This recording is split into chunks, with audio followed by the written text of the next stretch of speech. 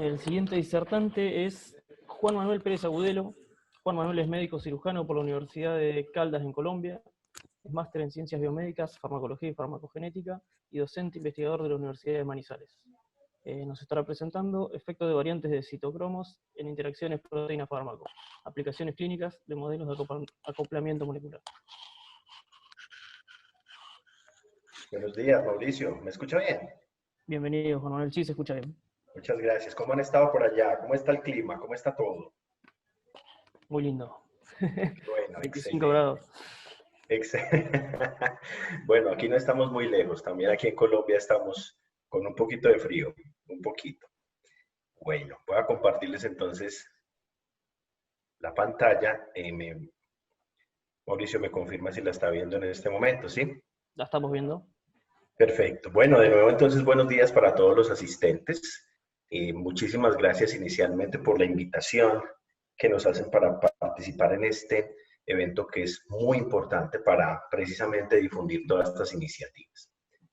Lo que les voy a comentar hoy, lo que les quiero contar, se trata de esta propuesta de trabajo desarrollada en la Universidad de Manizales dentro de las actividades de la maestría en bioinformática y biología computacional y se denomina efecto de variantes de citocromos en interacciones proteína-fármaco, aplicaciones clínicas de modelos de acoplamiento molecular. Bueno, además, esto hace parte de todo el desarrollo de la línea de investigación del Grupo de Investigación y Desarrollo en Informática y Telecomunicaciones GIDI de la Universidad de Manizales. Esta es nuestra universidad, este es nuestro campus, una universidad que lleva aportando al desarrollo social para la región, para el país, desde hace un poco más de 50 años y como parte, además de todas estas iniciativas, pues incursionamos en el desarrollo de propuestas desde el campo de la bioinformática y de la biología computacional. Para poder darle un buen desarrollo a la actividad, hay unos bloques dentro del tema, ¿cierto? Unos subtemas, para que nos orientemos un poco mejor. Primero hablaremos un poquito del contexto del uso de medicamentos, si hay justificación o no para las diferentes iniciativas que aparecen. ¿Cuál es el objetivo como tal de la propuesta, de esta iniciativa que estamos planteando? ¿Cuál es la ruta? ¿Qué resultados hemos encontrado? Pero además, ¿qué perspectivas van apareciendo? De manera inicial, es importante que entendamos que la intervención farmacológica, la intervención con medicamentos, es algo que aparece fundamental dentro de los diferentes niveles de atención. Tal como conocemos los sistemas de salud, los sistemas sanitarios se apoyan de los medicamentos para poder modificar las condiciones de salud y enfermedad de la población. Eso ocurre transversalmente en el mundo. Ahora bien, el campo cardiovascular es un claro ejemplo donde aparecen frecuentemente moléculas terapéuticas, muy frecuentemente medicamentos. Pero tenemos que tener en cuenta que tener medicamentos no necesariamente significa que vamos a mejorar. A veces nos vamos a encontrar de manera inexorable con que al proponer de una manera no individualizada una terapia, la respuesta empieza a ser variable y además hay una gran carga de eventos adversos asociados a la utilización de fármacos. El fenómeno va creciendo, 40% de los pacientes se pueden exponer a reacciones adversas. En el 80% de los casos, esto podría ser prevenible, podría ser anticipable, y esto además se está volviendo algo pandémico, es un problema de salud pública, se une una nueva pandemia y es que la mitad de lo que se prescribe se está generando una respuesta variable, una respuesta interindividual que no se está teniendo en cuenta, generando una gran carga de enfermedad, una gran carga además de mortalidad. Se suma además y aparece una condición que se llama patología inducida por medicamentos. Y es que la industrialización de los medicamentos pues nos dejó con este desarrollo tecnológico disponible. En muchas ocasiones las personas de forma indiscriminada pueden acceder a este recurso sin conocer todos los riesgos que hay asociados a su consumo no adecuado. La respuesta variable es uno de los elementos más preocupantes, cómo las personas, unos pueden responder adecuado e inadecuadamente. Se suscita entonces esas posibilidades de respuesta y en dónde radica. ¿Cuál es el origen de esa variabilidad? Tenemos algunas explicaciones. Por un lado, podría ser la variación dentro de los fenómenos metabólicos. Esto cobija los aspectos farmacocinéticos, es decir, la relación del organismo con la sustancia. Por otro lado, el efecto podría ser también variable, es otro de los bloques que nos explica el fenómeno. Las dosis no estandarizadas para los pacientes que no se adaptan y por otro lado, las enfermedades, las patologías mismas que tiene la población nos pueden llevar a entender el fenómeno. Sin embargo, para tratar de entenderlo mucho mejor, las aproximaciones se han ido hacia que entre el 40 y 60% del fenómeno de la variabilidad puede estar asociado con los polimorfismos de los citocromos, con la variabilidad que pueden presentar estas proteínas en su función enzimática y que los ubican de manera radical en los aspectos farmacocinéticos de las diferentes sustancias que utilizamos. En este caso, una carga muy importante es a las sustancias cardiovasculares. Los citocromos son un grupo de enzimas, son proteínas con una función enzimática básicamente de oxidación. De hecho, se han denominado monooxidasas de función mixta. Y tienen esa función global de tratar de alguna forma relacionarnos mejor con lo que le damos al organismo, con sustancias de naturaleza exógena.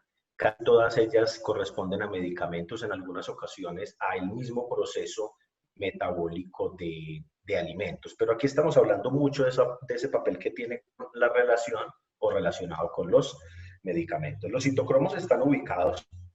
Aquí estamos viendo una zona subcelular. En este caso nos ubicamos en el retículo endoplasmático, donde van a tener esa relación tan importante con las diferentes sustancias que ingresan y la capacidad misma de biotransformación que puede tener el organismo para enfrentarse a esas sustancias. Más de 2.000 citocromos descritos en diversas especies. No somos los únicos que tenemos citocromos, los compartimos con muchísimas especies. Dentro de los humanos podemos decir que hay más de 18 familias. Sin embargo, nos encontramos con que las primeras 3 son las más representativas y de esas 3 las que más tienen participación serían los citocromos 2C19 y 2D6, especialmente dentro del campo cardiovascular. No exclusivamente, pero sí especialmente tienen una representación en este bloque. La distribución de estos citocromos aparece en 2 cromosomas, respectivamente para el 12-19 y 2D6 sería el 10 y el 22, muy similares dentro de sus exones e intrones, consecuencias también bastante cercanas, pero con una parte y es la variabilidad, las variantes posibles que pueden tener. Se han descrito 37 para 12-19, 139 para 2D6, con un impacto luego representativo en el fenotipo, de tal manera que nuestra población podría ser o metabolizadores ultra rápidos, excesivamente biotransformadores a población, metabolizadores normales o EM, que sería el patrón ideal que debería tener la población, intermedios, donde no es adecuado ese proceso, y pobres o ausentes, donde definitivamente tenemos dificultades. Ese fenotipo va a implicar que los medicamentos se relacionen de manera diferente de acuerdo a ese fenotipo expresado, ¿cierto? Esa condición metabólica puede cambiar en la población. ¿Y por qué lo toco? De manera particular en Colombia nosotros vivimos algo y es que no tenemos dentro de los grupos étnicos una representación global para decir que somos básicamente un grupo étnico. De hecho, la mayoría, y estoy hablando de cerca del 85% de la población en Colombia, pertenece a una clasificación de grupos no étnicos que se llaman los mestizos. Es decir, ahí hay una representación muy grande y hay probablemente una muy alta variabilidad dentro de la respuesta a medicamentos que no se ha medido adecuadamente en esta riqueza variable que representa nuestra población. ¿Cómo entonces empezar a visionar diferente esa particularidad desde lo molecular y cómo intentar llevarlo a un nivel superior? ¿Qué ocurre finalmente en esos fenotipos, en esa representación final de respuesta que podría ocurrir? Además, hace parte de todo esto que hay un contraste de panoramas, es decir, vivimos en un sistema de salud donde ya reconocemos los problemas, la respuesta variable, hay mucha intervención, hay muy escasa anticipación, esperamos que aparezca el problema para tratar de hacer algo. Y por otro lado, aparecen grandes desarrollos desde la parte computacional, bioinformática, en las ópticas. Por lo que no puede ser que estas fuerzas sigan tirando de manera opuesta. Deberían buscar un punto común para intentar resolver muchas de las contingencias de los problemas que ocurren dentro de un sistema de salud. ¿Qué es lo que se ha tratado de hacer? Para predecir qué podría ocurrir frente al uso de medicamentos, hay múltiples estrategias. En el panorama global nos encontramos que hay una escasa representación de lo que podría hacerse desde la parte farmacogenómica y hay mucha representación de estudios y de iniciativas que son muy retrospectivas. Lo que quiere decir que estamos esperando que las personas se compliquen o inclusive se mueran para tratar de entender el fenómeno. Y le estamos dejando un espacio muy pequeño al fenómeno de anticipación a través de herramientas moleculares. Esto debe cambiar. Las publicaciones más recientes nos hablan de las bondades de la utilidad de métodos computacionales en predecir la funcionalidad misma de estos sistemas enzimáticos y tenerlo en cuenta no solo en el descubrimiento de fármacos, sino además aplicaciones en la vida real de anticipación.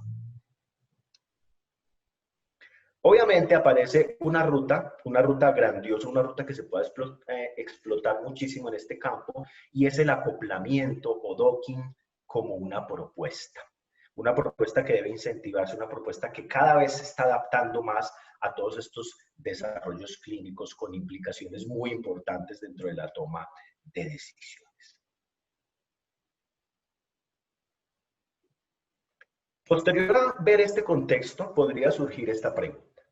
Podríamos plantear, o se puede plantear, una ruta de análisis para acercar datos genómicos a decisiones dentro del campo farmacológico. Podríamos establecer ese puente entre lo molecular, pero además llevar a una decisión adecuada. Pues resulta que aparece dentro de la bioinformática un área que es el campo de la bioinformática estructural.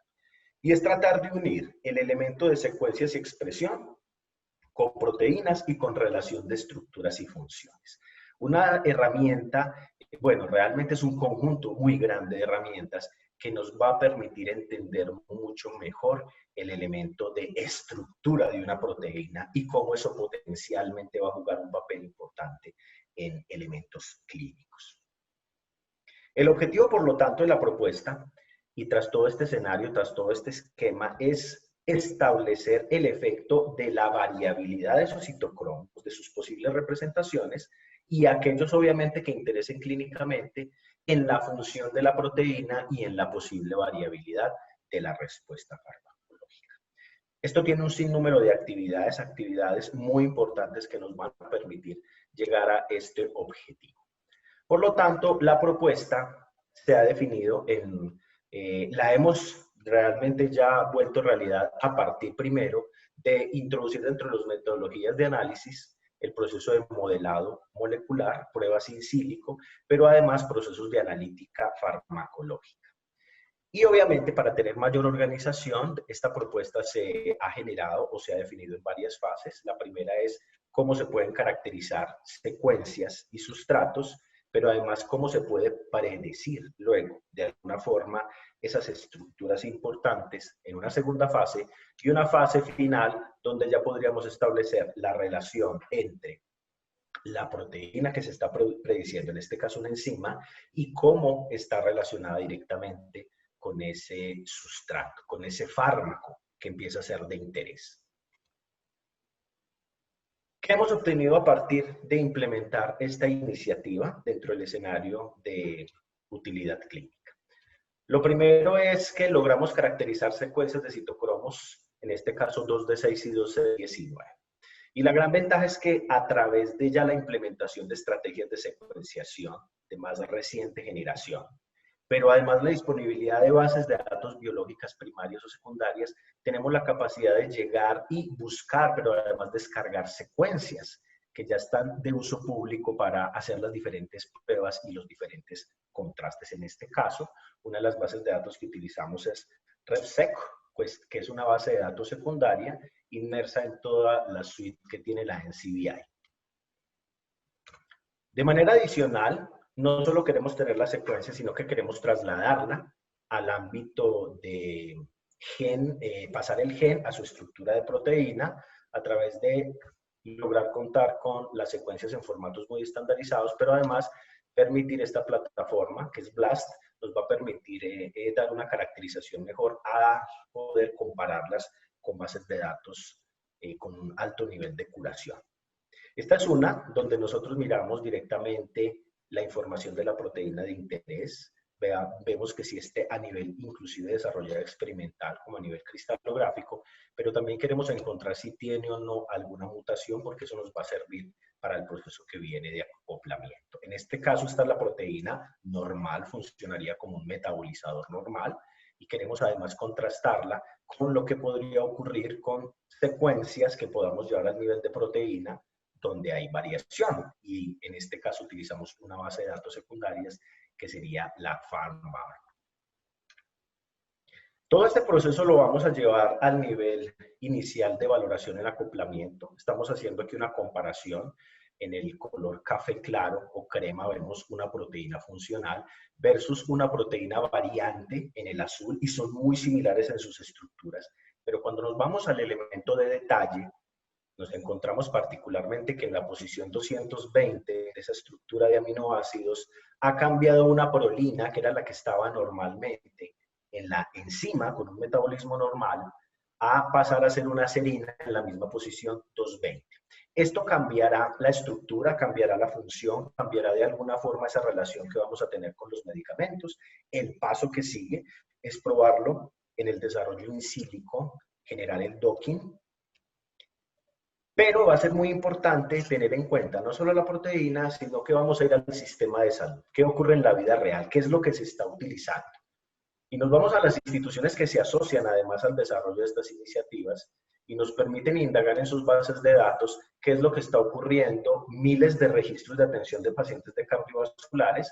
Tenemos que buscar qué es lo que está ocurriendo ahí con la intervención farmacológica para indagar cuáles son las moléculas que están generando precisamente esa variabilidad en la respuesta, y nos encontramos tras hacer además valoración de esta información con que aparecen moléculas como clopidogrel, un antiagregante, metoprolol, un beta bloqueador, muy frecuentemente utilizados dentro del ámbito de prescripción aquí en nuestro país. Y bueno, me imagino que en Latinoamérica además también puede tener una representación importante, y tenemos que caracterizarlos porque van a pasar a esa fase de acoplamiento. Para eso fundamentamos nuestro desarrollo a partir de bases de datos que ya tienen caracterizadas claramente de forma molecular estas sustancias. Pasamos a la arquitectura para el acople molecular. Nos permite entonces generar finalmente el docking. Utilizamos suites ampliamente valoradas en muchísimos trabajos. Y podemos llegar a establecer funcionalidad. Aquí en este caso tenemos una relación entre una proteína y una posible sustancia, un citocromo y una posible sustancia, y nos está marcando para este caso que esta relación entre esta proteína, una métrica de esa funcionalidad, es la energía necesaria para establecerse esa unión. Estamos viendo que esta proteína variable, este citocromo variable, tiene más requerimiento energético respecto al control de la funcionalidad, donde se requeriría menos energía. Por lo tanto, estamos hablando de que podríamos ya llegar a este punto de poder predecir qué está ocurriendo en esa relación sustrato y citocromo. De tal forma que podemos ofrecerle a la comunidad médica, al sistema de salud, para aplicaciones en el campo clínico, un workflow para el desarrollo de la iniciativa en 3 etapas. Una etapa inicial de ingreso de la secuencia de interés, luego la obtención de la proteína y del ligando, y luego la producción de la funcionalidad del citocromo. Detrás de esto viene un desarrollo muy importante de integración de elementos en cada una de estas etapas, que nos va a permitir entonces poder cumplir de manera adecuada cada uno de esta iniciativa, de este workflow, y que tenga realmente una aplicabilidad. Ya estamos, este es el futuro de la medicina personalizada de precisión, cómo acercamos estas herramientas para entender mejor esas relaciones y sus implicaciones. Nos ha permitido esto llevar a un terreno de propuestas de integración. En la universidad tenemos el Centro de Medicina Translacional, una propuesta que nos ha permitido ir escalando elementos.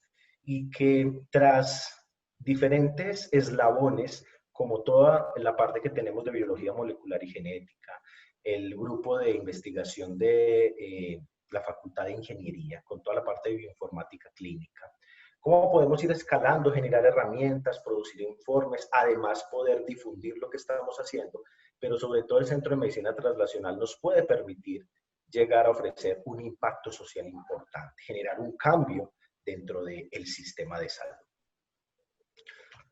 Estamos preparados en Colombia. ¿Qué es lo que ocurre? Porque todo esto puede verse bastante maravilloso y bastante prometedor, pero ¿qué ocurre al interior de un país frente a la adopción de este tipo de desarrollos informáticos y tecnológicos?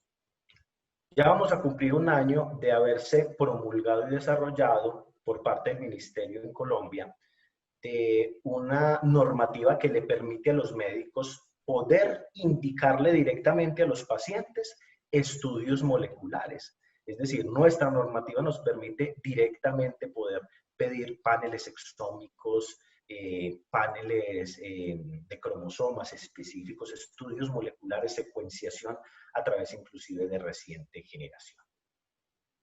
La universidad entonces, a través de todos estos desarrollos y a través de la maestría en bioinformática y biología computacional, quiere cada vez más disminuir esa brecha que hay entre el desarrollo bioinformático computacional y lo que puede ocurrir dentro de las aplicaciones en el campo clínico.